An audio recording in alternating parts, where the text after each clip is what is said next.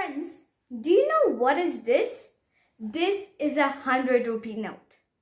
So if I ask you that do you want this note, what will you say? You of course will say yes. Now let me crush this note. Now again I open it and let me ask you again. Do you want it? You of course will say yes. That means that this 100 rupee note has value. And due to it having value, you want it. Whatever happens with the note, if it gets torn or if it gets crushed, it will always have its value of 100 rupees. And so if I give you some other piece of paper and then crush it and ask you that do you want this piece of paper? You will of course say no, because that simple piece of paper has no value. Now let me tell you a secret. What if I told you that this note is not a real note? It's actually from Children Bank of India. You're seeing it? Now there's no bank named like this, so this note is used to play games. So if I already told you that this note was from Children Bank of India and it was a fake note, then would you actually take it from me? No, because it has no value. But I just showed that note, not to trick you into coming to my house for it, but to make the desire to have it get triggered in your mind. So this is the actual note. See, it's from Reserve Bank of India. Do you know that currency is losing its value over time? So actually it is not money, because money is not losing its value over time. And also, do you know that the currency being printed by the government is known as fiat currency? So today's topic is how to beat inflation, and to understand that you need to understand the difference between currency and real money. In this video, we will also do the analysis of currency and real money's effects after and during the Indian banknote demonetization as a case study. And I will also share its financial and economic point of view, not the political view, okay? But before I'll start, let me welcome you to Mini Money Mastermind with Mahira, your source for all things of finance. My mission is to educate and empower individuals to take control of their finances and reach their financial goals. I believe that understanding money is essential for living a successful and satisfying life, and I'm here to make it accessible and enjoyable for everyone. I'll cover all the key topics you need to know to make smart financial decisions. If you are new in this channel, make sure to hit the subscribe button to stay updated on my latest videos. Let's start the journey to financial freedom together. This video is the fourth video of one of my series, which is the general knowledge of money. And today's topic is how to beat inflation. Inflation, where are you? I need to beat you for the things you've done. You made a mess of my documents and files. Hope you watched my video about government income by printing money. And if not, then I'll give the link of the playlist Government Income in the description. You can watch that video by clicking on the link. Also, my all videos are available in the Hindi subtitles as well. But before moving forward, let me tell you one story so that you can easily understand the difference between currency and real money. You must have heard this story from your parents that when they were younger, they could buy a lot of things using only 1 rupee. But at present, to buy the same things, you have to spend approximately 50 rupees. What does this mean? Does this mean that the price of those things has increased? No, Actually, the value of the currency has decreased. Now, let's talk about money. Say, your parents bought some gold some years ago for 1,000 rupees.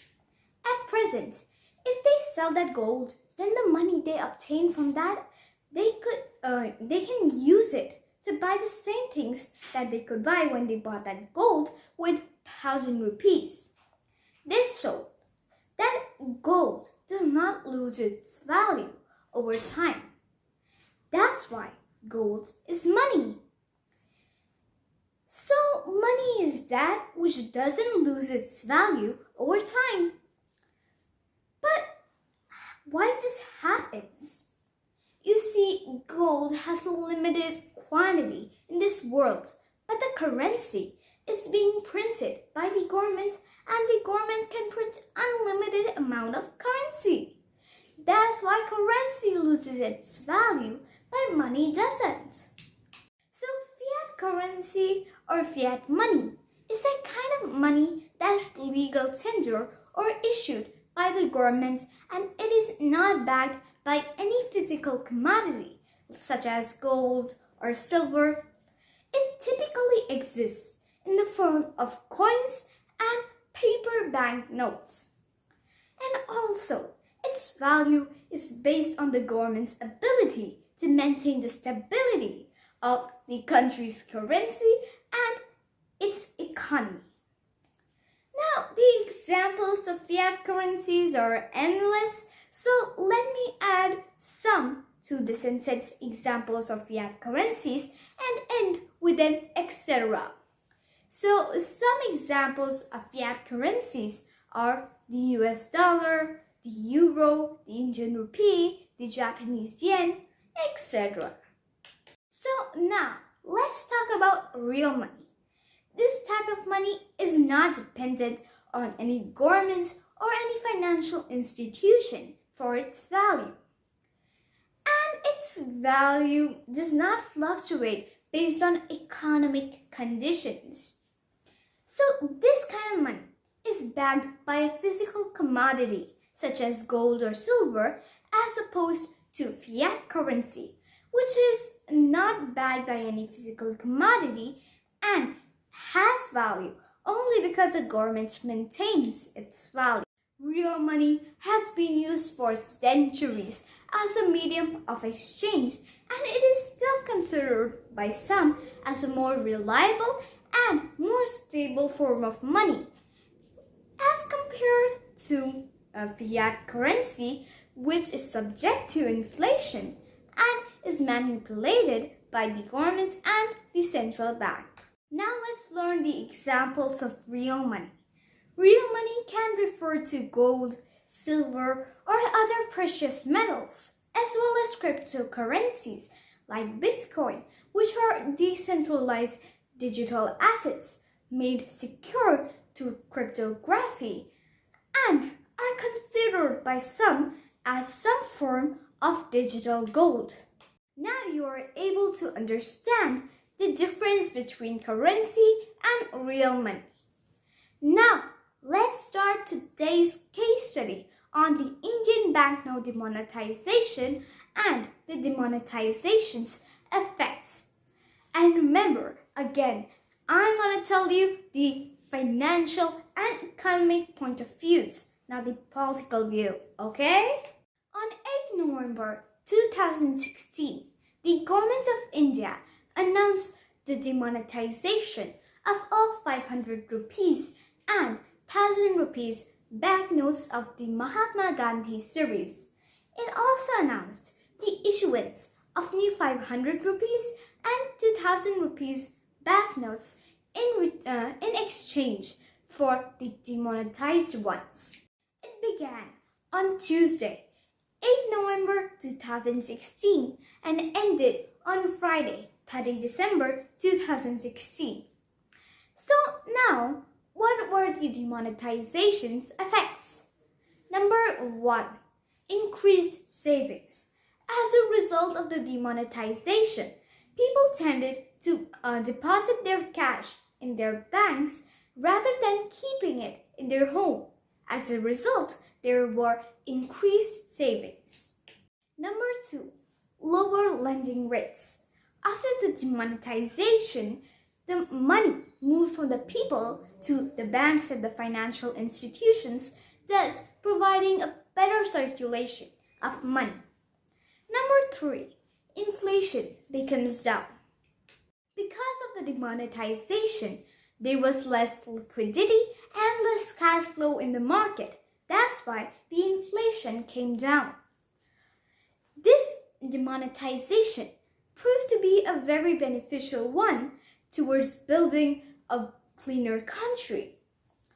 All the fake notes and most of the fake notes and black money got eradicated. Now let's discuss the demonetization in the terms of currency and real money. So those who had their money in the form of black money as fiat currency got worried and many of them lost their money.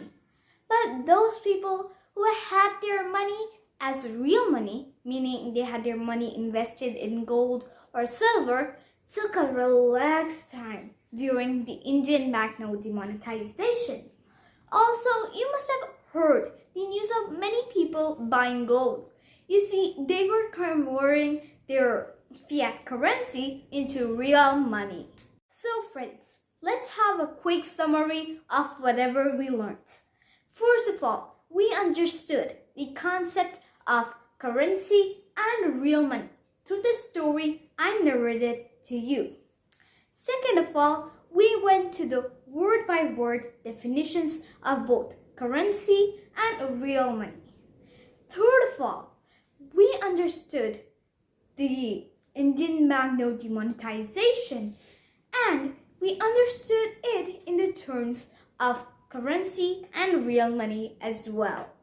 So I had told you that today's topic was how to beat inflation, but I just kept telling you about currency and real money.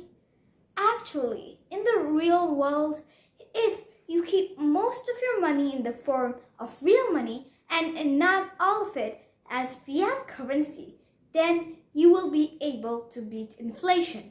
Meaning that if you keep most of your money invested in real money like gold, silver, or other productive assets and not all of it as savings or cash, then you will be able to beat inflation. Thank you for tuning into my channel Mini Money Mastermind with Mahira. I hope you found the information helpful in your journey to financial success. Don't forget to hit the like button and share my videos to your friends and your family who may also benefit from my content. I appreciate your support and can't wait to continue bringing you more informative and actionable finance-related content. Until next time, happy money management. And do you know what's the quote of the day? Today's quote is the only person you should try to be better than is the person you were yesterday.